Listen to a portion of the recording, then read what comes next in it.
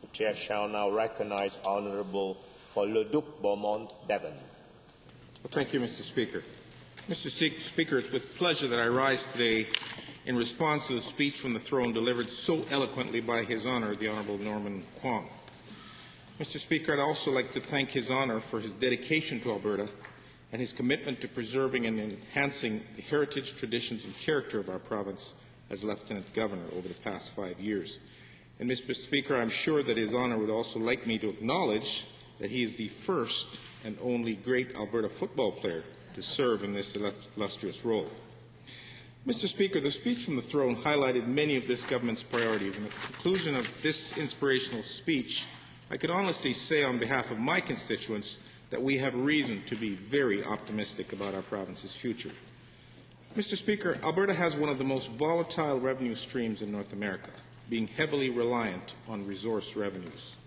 Mr. Speaker, no one could foresee the depth of the global economic downturn that we're currently facing. Economic fluctuations of this magnitude are out of Alberta's control. This is indeed a worldwide phenomenon. What we can control, Mr. Speaker, is how we prepare for these fluctuations. Our government had the foresight to recognize that booms do not last forever and that fiscal responsibility and savings are crucial to the future prosperity of our province. To that end, Mr. Speaker, this government socked away some $17 billion in a one-of-its-kind sustainability fund, a fund, Mr. Speaker, that will allow Alberta, unlike any other jurisdiction in North America, to weather this economic storm without saddling our grandchildren with a debt burden. Mr. Speaker, this foresight has allowed our government to uphold our ambitious capital plan, which is crucial to creating jobs in Alberta and providing the infrastructure that we need today and indeed for the future. This is especially important because, as the Lieutenant Governor stated in the throne speech, construction costs today are lower. In fact, Mr. Speaker, tenders for major projects are coming in significantly below cost estimates. More bang for our buck, Mr. Speaker. Therefore, not only are we investing in vital infrastructure projects that Albertans need, we are getting exceptional value for our investment in capital projects, of course, schools, roads, hospitals, and much, much more. This government's capital plan supports an ever-changing Alberta. Mr. Speaker, our population and our economy have experienced tremendous growth in past years. In the height of the boom, this province grew by the equivalent of a city the size of Red Deer per year, and we continue to grow by some 50,000 per year today. It is vital that our capital plan reflect the changing needs of Alberta. As an example, our continued economic and population growth have led to increased pressure to further develop our provincial highway network. Mr. Speaker, many of my constituents travel Alberta's highways on a daily basis, and I know they appreciate the government's continued efforts to foster the safe, efficient movement of people and goods throughout Alberta. I also know that through our government's preparation for this economic downturn, we will be able to continue to invest in our provincial highway network. I know that many of my constituents are very anxious, Mr. Speaker, to see the twinning of Highway 19 between Nisku and the town of Devon. Investing in roads and highways is one of many infrastructure projects that our government has committed to. Mr. Speaker, as I mentioned earlier, we are a resource-based province, but our greatest resource is our people. And as such, Mr. Speaker, services that touch people's lives each and every day is vital. The direction laid out in the throne speech puts a strong focus on health and education. I was pleased to hear that the throne speech highlight that we will evolve our education system so that it will continue to enable every student to reach their full potential as a lifelong learner and citizen. Mr. Speaker, with advances in technology, traditional classroom teaching has become only one method for our students to learn.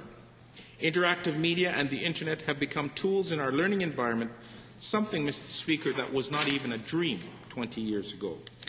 Our government has acknowledged this change, among others, which is why Inspiring Education was launched, and the Honourable Member from Athabasca-Redwater referenced that in his speech earlier.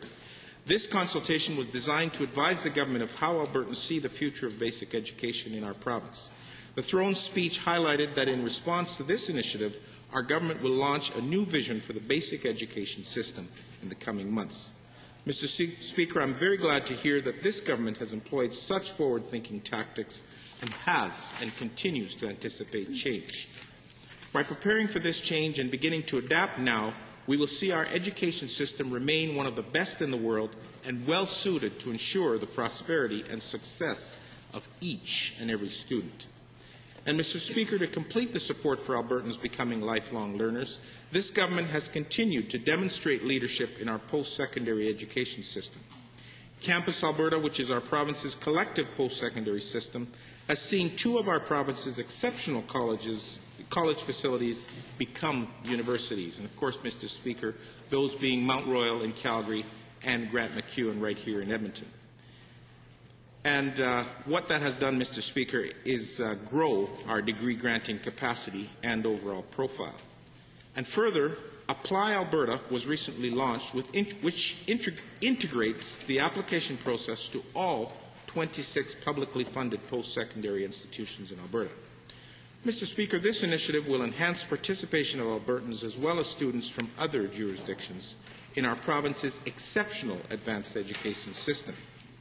And Mr. Speaker, this comes in addition to our system's current accomplishments, which includes the University of Alberta being ranked the 4th best university in Canada and a respectable 59th worldwide. Mr. Speaker, as the Lieutenant Governor stated during the throne speech, our global economy is undergoing profound changes.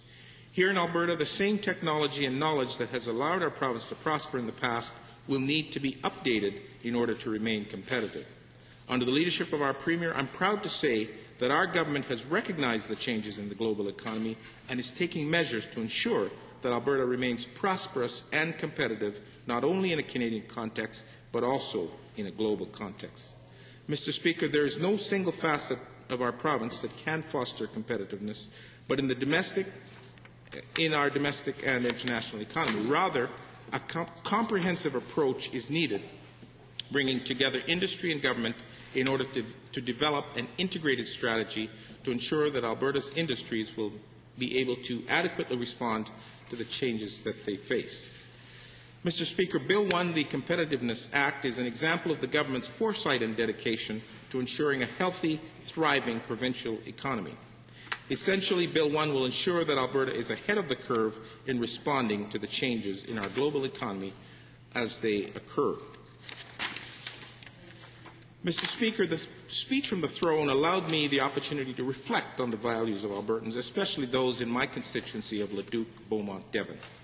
Mr. Speaker, I'm very proud to hold the trust of my constituents as their representative. I serve at the pleasure of the people of Devon, Leduc County, the City of Leduc, the Town of Beaumont, the villages of New Sarepta and Hay Lakes, and 2 divisions of Camrose County. Mr. Speaker, I'm very proud that my constituency was recognized by Alberta Venture magazine as the best place to do business in Alberta in 2009, thanks to the work of the Leduc-Nisku EDA and the many great business leaders and volunteers. I'm proud to live in a province and an area whose citizens have such a dedicated work ethic, who persevere through difficult times and flourish through good times, who have a sincere, devoted commitment to fostering continued growth in our economy and providing for their families, and who take pride in calling themselves Albertans. Mr. Speaker, I am proud to be an Albertan. And with our hard-working citizens and the sound leadership from our Premier, I'm very optimistic about our future. Thank you very much.